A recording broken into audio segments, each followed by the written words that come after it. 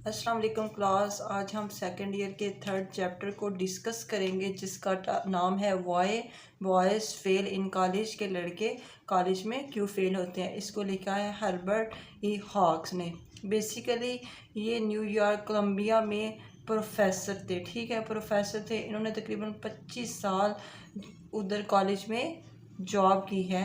इसने हर्बर्ट ही हॉक्स ने dean of college, dean कहते हैं सरबराह को, जो कॉलेज का सरबराह होता है ना, ये डीन ऑफ कॉलेज रहे हैं। इसलिए इन्होंने अपने करियर के दौरान इन्होंने ऑब्ज़र्व किया है कि लड़के क्यों फेल होते हैं। इन्होंने बहुत से इशू डिस्कस किए हैं और उनका एट द एंड सोल्यूशन भी हमें बताया है। सबसे पहले स्टार्ट में ये हमें बताते हैं कि दो ग्रुप्स के लड़के होते हैं। एक वो दोस्त हु ट्राई, जो कोशिश करते हैं पास होने की, लेकिन उसके बावजूद भी वो फेल हो जाते हैं। दूसरा ग्रुप होता है दोस्त हु डोंट क्राई, वो कोशिश भी नहीं करते और एट द एंड ज़ाहिर बात है वो कोशिश नहीं करते, इसलिए वो फेल हो जाते हैं।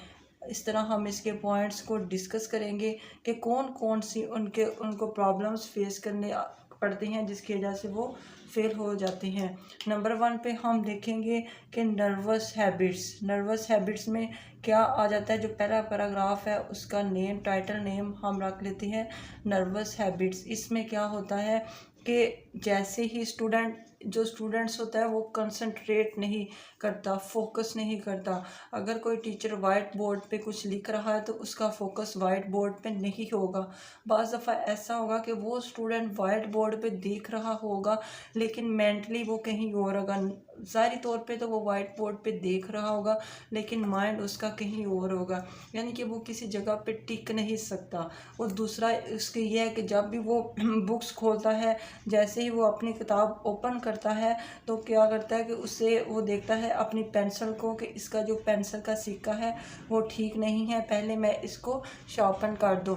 वो पेंसिल वो शार्पनर निकालेगा और अपनी पेंसिल का सिक्का बनाना शुरू कर देगा। और उसके बाद वो पूरा ज्योमेट्री बॉक्स खोलेगा और सारी पेंसिल्स को इस तरह बाहर निकालेगा और कहेगा कि सारी पेंसिल्स को ज़रूरत है सिक्का बनाने की। इस तरह वो एक एक करके उसका सिक्का बनाना शुरू कर देगा और एट द एंड इसी तरह टाइम जो वक़्त है उसका ख़त्म हो जाएगा और वो कुछ भी याद नहीं करता। इस तरह वो जस्ट वेस्टेज ऑफ टाइम, अपने टाइम को वेस्ट करता है। पहली क्या हैबिट है, नर्वस हैबिट्स। इसमें यह है कि ना तो वो किसी चीज़ पे फोकस करता है और दूसरा ये है कि वो किताब खोलता है, हालांकि वो कहता है कि मैं पढ़ने की कोशिश करता हूँ। जैसा कि मैंने आपको बताया है वो पढ़ने की कोशिश करता ही नहीं, उसको लगता है मैं कोशिश करता हूँ लेकिन वो कोशिश नहीं करता और एट द एंड वो फेल हो जाता है। दूसरा टॉपिक है मिस्टेकन अम्बिशंस।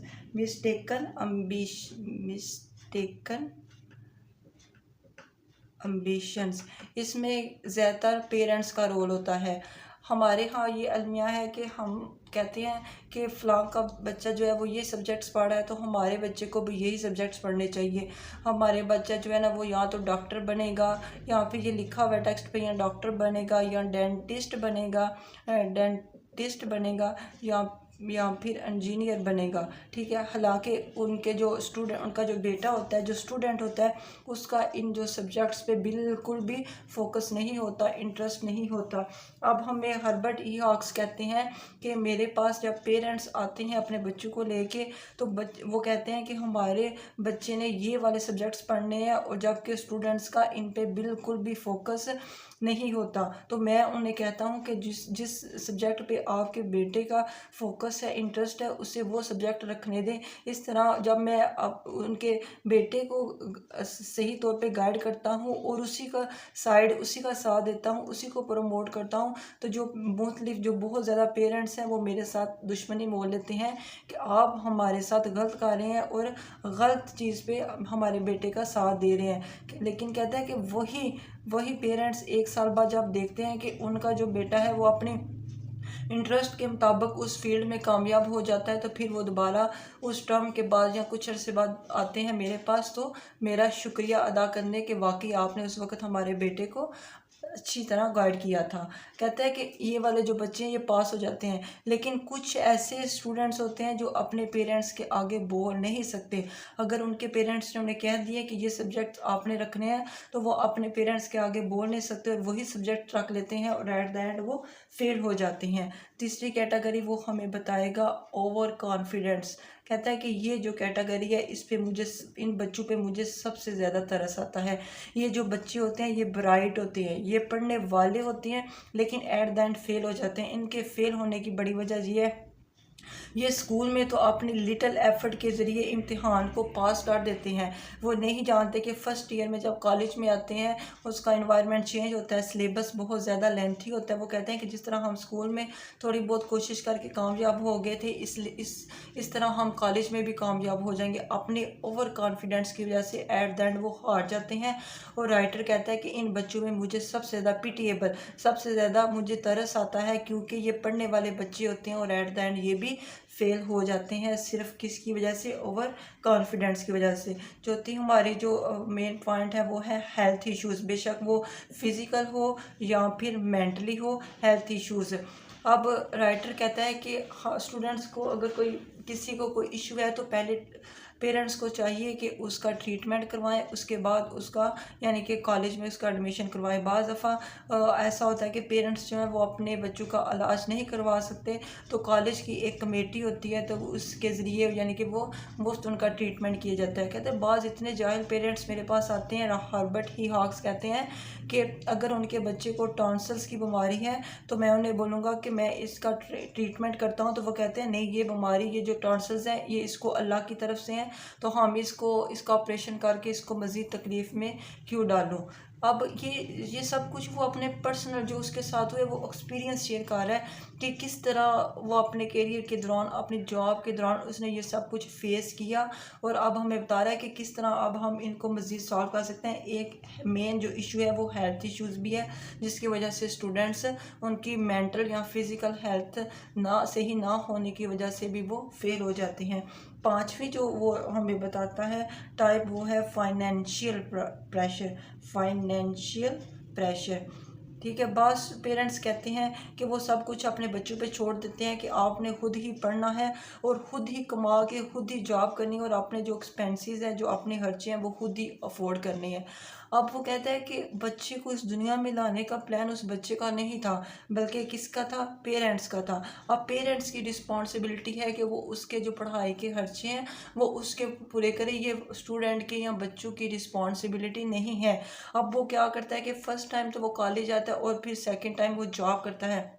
इस तरह ना वो अपनी पढ़ाई पे फोकस कर पाता है और ना ही जॉब पे। एट द एंड वो फेल हो जाता है, ना वो अपना कैरियर जॉब में बना पाता है और ना ही वो पढ़ाई में, और एट द एंड वो फेल हो जाता है। अब वो छठी कैटेगरी हमें बताएगा कि कुछ स्टूडेंट्स, ये तो कैटेगरी वे कि जो मेहनत करते हैं लेकिन फेल हो जाते हैं। कुछ स्टूडेंट्स ऐसे हैं जो मेहनत ही नहीं करते, लेकिन वो क्या करते हैं?